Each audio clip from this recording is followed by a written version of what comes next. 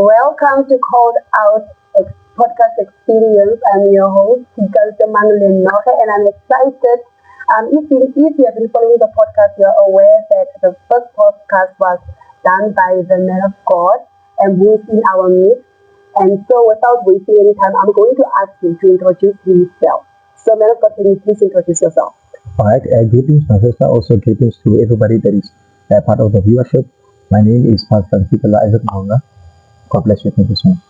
All right. And so you are the visionary and the founder of Called Out Podcast Experience. Yes. And so can you just give us a little understanding of what inspired you to start the podcast? What is the main vision? What is the vision? All right.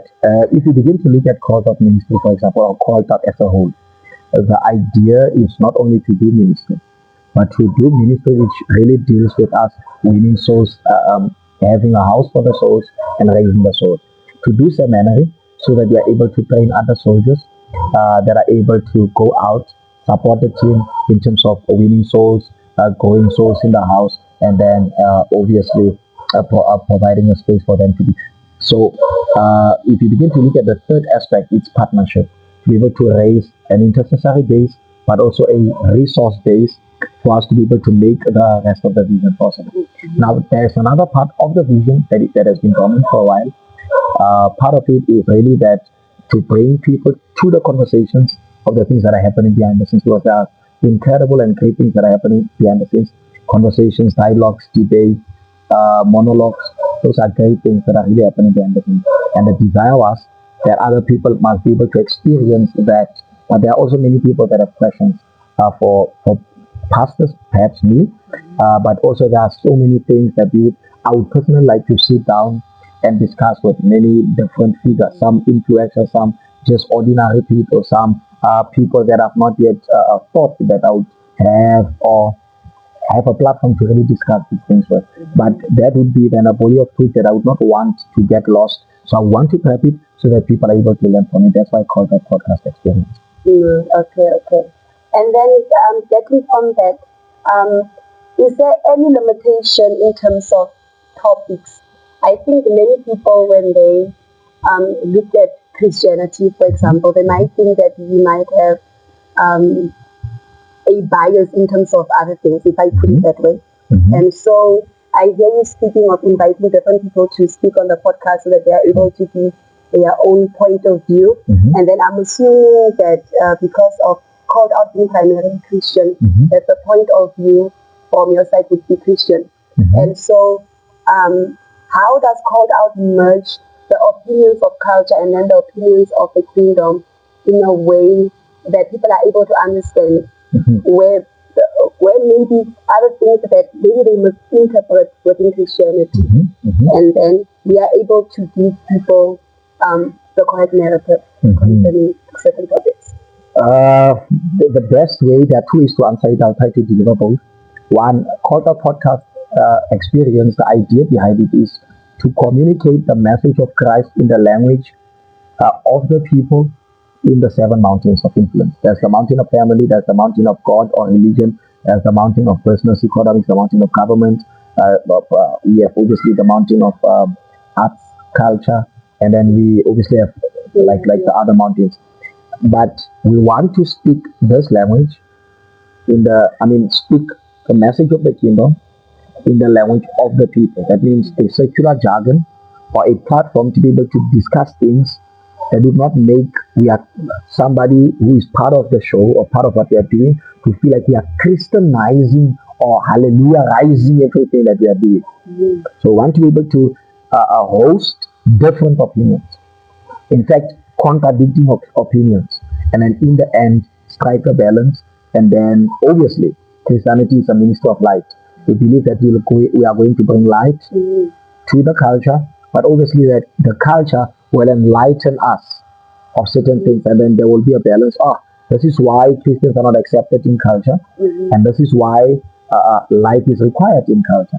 So if every time we walk away with that narrative, but also the second way of answering it, I always say that war is fought on 4 fronts. One, there's the political narrative, the military narrative, and then There is the historical narrative in terms of war, and then there's the economic narrative. So some things, they are not political per se, but it's still war.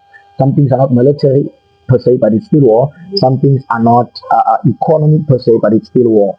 Because the one that gets the ability to define the narrative gets to write the history, and then the primary foundation upon which people who are going to live 100 years from now, they are going to think, they are going to be based on those narratives.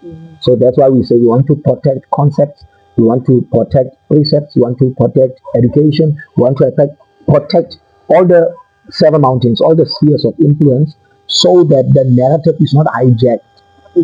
For example, now something that is happening in America now, people they cannot really give a proper definition for the word woman. And the reason why they cannot do that is because it is going to be a political threat if you define women, and then you're going to be looked at as a leftist or a rightist. So that's really the idea, to make sure that the narrative will not be hijacked, to have the church speak for itself, and then to have the church debate with the culture some of the things that the church does not agree with. Obviously, it's not something you impose on the culture, but something that you say, the church has not been agreeing with us, the church still does not agree on this, so that future generations will still know that the church still does not agree with us. Or the church agrees with us, the church has never fought this, so that future generations can know the church never fought this. Okay, I like that, because I think even you mentioning the country America, we are literally moving in a time where people are so afraid to classify things, and it is almost making everyone so liquid that there's almost there are no values within society, and you feel as if you do have any form of value, you are judgmental, if I should use the word. And so there are many people that are afraid now to take a stand and to have a firm foundation and to stand up for what is right. And as I'm listening to you, I'm thinking that, okay, I'm getting the idea. As you said, the point of this interview is to understand why called out podcast experience. And so what I'm getting is that for us to also bring stability within our society, to say at the end of the day, it's not a matter of being stereotypical or not wanting to offend people, but values are important if we are going to have a well-structured, functioning society. And so everywhere where we are looking at videos, people are posting anything and everything. And we thank God for social media, but social media has given everyone a voice. And if we are afraid, not everyone should be allowed to speak, because other opinions, when they are heard, they bring a corruption within society. And so I think that it is important that in the space of media, which is also one of the seven mountains, that we are able to bring forth a voice that is able to bring proper order within society, so that even the generation that is coming afterwards is able to benefit from that. And so my next question would be, for the young people, as you know, when you are younger, the mind is not trying to formulate, and basically almost every child has access to the internet, to TikTok, to whatsoever. And so, seeing that, I believe that the vision of Called Out Podcast Experience is not only aiming to post videos online, but even to gather young people. And then where, for example, if there should be an interview, there are some of them that will be sitting as part of the audience. And so how do we draw young people in without them thinking that, without them feeling as if their character and morals and values and following Christianity is out of date, or it's not the way to be, or it's not for young people per se. So how do we draw them closer? We have already started. If you begin to look at the most powerful civilization on our planet now, education used to be a powerful weapon, because any person that would then get involved in education becomes a powerful figure. Now, unavoidable, technology and primarily social media, it has become a powerful weapon, to the extent that there are conversations going around among the thinkers and among the philosophers, where they are now beginning to speak about developing social media entrepreneurship or social media economy. So it means what social media is going to do eventually, if you just hear that word and then you begin to think into that. Eventually what it's going to do, there are going to be careers that are online. Now everything is moving digital, everything is moving technological. Eventually everything is also going to be social media. And because of that, we now have cyber security. That will be an online career. We are going to have internet lawyers, the people that are going to be able to interpret what the policies of YouTube and things of that, and then they are going to extend, obviously, judgment of verdict, interpretation of these laws and community policies. Now, with all of these things jumping, including now, even us, we are becoming televangelists. But everything is entering into that space. So there are two ways to actually understand the power of technology. One is to say, because everything is entering into the space, we're going to try by all means for other people to not enter into that space. Or number two, we are going to say, with an effective medium, we can be able to use this medium in order for us to achieve that end. So technology is the primary tool that we're going to use, because most people are spending time on their phones. They're going to be able to reach people, obviously, with that. But number two, it is going to be an instrument that we are going to also use to draw other people so that they can become part of the conversation. For example, now I believe that people can become part of the conversation on the comment section. That's how powerful technology is. Is that literally young people can, even the old, can participate on the comment section and say, this is amazing, this is this, this is this. In fact, they are not only participating in that, they can participate in the growth of this thing by giving it a like, by giving it a share. So everybody's already participating in the environment called technology. Even by just flipping, by scrolling the video away, you are literally participating. You understand? So we must also master, obviously, us and the team, we must master the ability to use the technology effectively, efficiently, so that the message is able to get across clearly. And when we master that, then we are able to achieve then the secondary objective, which is the gathering of the people on. Yes. Okay. Now that is amazing. And especially just to cover that section before I ask my next question, that indeed everyone really now we have access to technology, and it's either one or two ways. Either A, we become involved and we are able to have more of a say and control over what happens, or if we say that no, we do not become a part of it, eventually it will catch up with us. So from that, I am gathering that also it is a form of leadership. It is a form of taking charge, even taking charge of our future as many different people. And then my next question that I want to ask concerning the podcast is that how do we affect different topics concerning politicians? So we have, like in the Seven Mountains, we have politics, we have economy, we have all of these things. There are so many issues that are beginning to apparat within, even in the use of you find out about corrupt politicians, and then you hear 1, 2, 3, 4, and then I understand why many people are cringing concerning technology and concerning exposure of so many things, that there's almost an overwhelming or rather say an overflow of information. There's so much happening that almost people do not know which source to trust. They would say such a topic is a conspiracy theory. It's a conspiracy theory. That one is made up. So people almost do not know how to differentiate if something is true or if something is not. And so I'm also trusting that even through the podcast, that the things that will be posted, the things that will be spoken about, are things that will be verified, that people are sure that they are able to trust.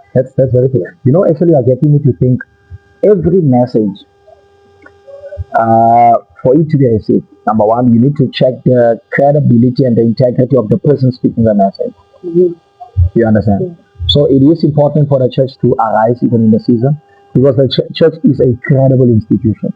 And so much of narratives are already going on. So many, let's say, pastors have become exposed, prophets, apostles, teachers, evangelists. They've become exposed almost to create a lens that when you're looking at the pastor, that this one has lost credibility. Meanwhile, in other spaces, it is not so. In other spaces, the church is still a credible voice. So it means if any person emerging from the church speaks, they can be trusted. But also, if you're beginning to look at the shape of media now, we are almost also losing media, we are losing journalism altogether.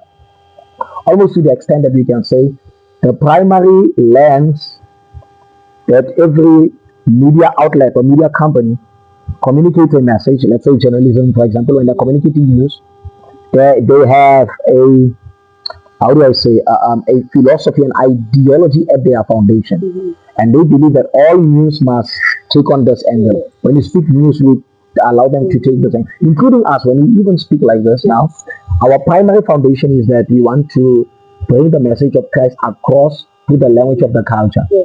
But now that becomes the foundational philosophy. To the extent that if we are going to say the church must speak on a matter, we have a foundational lens that is affecting our ability to communicate the message with great clarity. But obviously, that's what I'm saying. For me, I think that this is important, and I think that this has come just at the right time. A verification of sources. Now, for example, something that people have been quiet about, that I've been thinking about. The 22nd of June 2026, I was looking at DFA. And then an article appears, less than 2% of young people between the age of 18 and 19, they have actually registered to vote with the IEC. You understand? So if less than 2% of young people, 18 and 19, those are young people, some are just finishing their matric, some are, they have just started their tertiary education, some obviously have started their jobs, and some are around the community just as of fresh. If less than 2% of them in the Northern Cape, now you begin to calculate how many people are living in the Northern Cape. You calculate how many young people are between the ages of 18 and 19, and 2% of that. You can almost arrive at the conclusion that the young people are becoming depoliticized. And then now there's obviously a lot of questions. What was done to the community for young people to eventually become depoliticized? What can the church say about that? How do we build young people that are going to be credible, independent thinking leaders, but that are also going to enter the political space? Because it is not a political space that is bad. It is what has been done by certain characters and certain individuals in the political space that is bad. You understand? So this is why there's a great passion for the church to be able to respond to media outlets, to traditional news. We have these stats, less than 2%. What does the church say? The church obviously is teaching people, follow Christ, be a person of character, be a leader, influence the community in a positive sense. But now that tells you the church, our season, anytime the systems of the world, they are deteriorating, the harvest of great people is going to come from the church. Leaders are going to be harvested from the church. Thinkers are going to be harvested from the church. And then if the church is understanding the assignment right, we're able to position ourselves like that. I like what you said about it's not the issue is not politics, and neither is the issue church or anything, but rather usually it is the people that are within leadership or people that are sometimes ill-equipped within their positions, and hence even when they do make mistakes or they are not able to lead out other things, and then when people end up feeling disappointed or people end up feeling like, for example, especially in politics now, where people feel like, what is the government doing at this point, and why should they show up? Why should they support? So people are beginning to almost to fall back down and allowing the system to crash. And we need to understand that the power is within our hands. And so when through leadership and the true example of leadership begins to emerge, I think we are able to also bring a level of hope in people again, that there is still hope, and hope is within. And I feel like also on the side of Christianity, people need to understand that we stand by the principles of the Lord. In politics, we need to stand by the principles. And so even if people might feel that the system has failed, it is not necessarily the system. If we are willing to say that, okay, I am willing to stand up in my community, I am willing to stand up wherever I am for things to go right, and we understand that the power is within our hands. If we are willing to, then we are able to construct and fix up everything. But you know, sorry for disturbing you. But you know, another reason why we are doing this, people in the church, they don't know what news outlets, they don't know what podcast information, because now we are living in an age, we call it the death of information. So there's so much of information that even what you are hearing here can be sponsored by AI, and it can be sponsored in the blink of an eye. Yes. So, but now people don't know what source to trust anymore. So at least to create an organ that the church is able, when I say church now, that's beyond court of ministry. Yes. To create an organ that the church is able to say, you know what, there's still a voice of sanity, there's still a voice of Christ, Yes. and it is current. It deals with current affairs, it deals with cultural issues, it deals with social justice issues, 7 mountains all together. You understand? And it is strong enough and creative enough to keep me, because obviously, you know, attention span issues, Yes. to keep me, but also entertain me in the process. Remember, if you begin to think just about the idea of public speaking, there are 4 reasons for public speaking. The first reason for public speaking is entertainment. You speak to entertain others. That's where your comedians come in, and that's you speak to educate others, teachers, and even parents when they're speaking, and everybody. And then the second one, you speak to transform, but the third one, transform, and then you speak to persuade. So when we are doing this, we are still in our space of speaking, but now we have mastered the ability to speak at 4 dimensions. We are speaking to persuade, to transform, to educate, and in the process to as well entertain. You understand? So even me, I was having a conversation with one pastor, I believe. I might invite him to become a guest. You're doing an excellent job so far. She's doing an excellent job so far. But I was having a conversation with this pastor, and in the conversation, I was saying to him, the shape of ministry is changing. Because the shape of ministry is changing, time becomes important, style becomes important, strategy becomes important, approach becomes important. You understand? So part of it really is that even if you look at the fishermen, some are fishing with a hook, some are fishing with a net. So there are different systems really that are available for fishing, but in the end, catching the fish is the idea. So also podcasts, news, ministry, gospel sounds. These are all great. It's short films. These are all great documentaries. These are all great ideas. But the end is really that Christ must arrive in the hearts of people. No, thank you so much for your time. Bless you. And thank you for sharing so much of the vision. Just a note, I was especially in the mountain of entertainment and media. I think we really do need to get a strong hand in terms of providing a Christian narrative. And so many people, I think the definition of Christianity is getting diluted and it is becoming lost. And whenever one tries to fight for it, then there's always as if Christians want to dominate or they're just believe.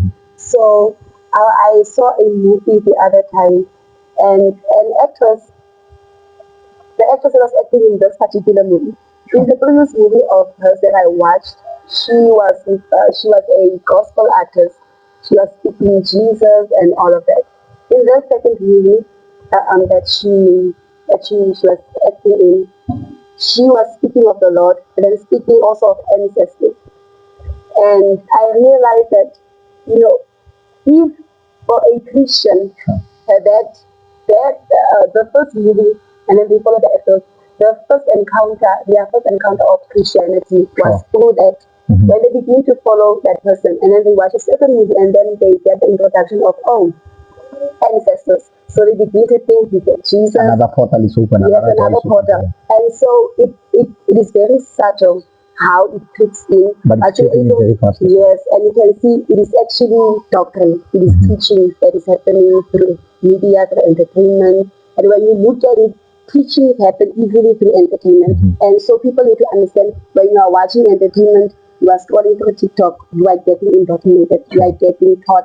You are in a lecture room. Yes. The lecture room, a pen has been a pen for as many years as a pen has been a pen. Yes. A classroom has been a classroom for as many years as a classroom has been a classroom. But now we are at an age of intersection, or we are at an age where cultures, they are mixing with other cultures. Yes. And everything is getting crushed on a screen, on a small screen called the phone.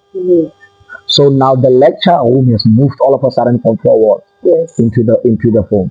You understand? Yeah. So everything has shifted from where it is into the phone, and then you can be able to put in 3 classes, like you're saying, Yes. just in one watch. Mhm.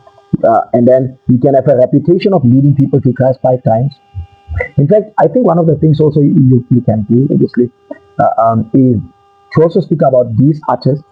Mhm. There are artists who really become secular artists. Yes. Later, they come to Christ, Yes. and then they get something like 5 million Christians following them, because wow, it's amazing to see Yeah. great artists coming to Christ. Yes. And then later, when they backslide, they draw others out of there. You understand? Yeah. So consistency is important, and also because we become Christians, we become too sympathetic and too quick to trust. Yeah. We are lacking discernment and calculation, and giving everything enough time for you to mature, for you to develop roots, for you to have a strong stem to survive the season, and for you to be able to bear fruit. You understand? So I think really these are some of the things we need to speak about them from a position of love, but truthfully, effectively, and efficiently. You understand? Let me leave you to finish your show with God's grace. God bless you. Yes. So thank you once, man of God, for joining us on the podcast Thank and you so much. laying out the vision. And I believe that everything that was spoken, that we caught something from that, and I do believe that we will literally be seeing results, and we hope that you are impacted. And then if you have any form of comment, please leave it down below, subscribe to the channel, and then like and share. God bless you. Thank you so much for coming. Please be on the lookout for the next episode. I believe that it is going to bless you. We'll be having more guests and more interesting topics that we are going to be sharing, because we believe that really when the Lord said, so let your light shine before men, it is us bringing the truth of Jesus Christ before men, and that becomes our life. So God bless you. Thank you for coming. Thank you for watching. Bye bye. God bless you.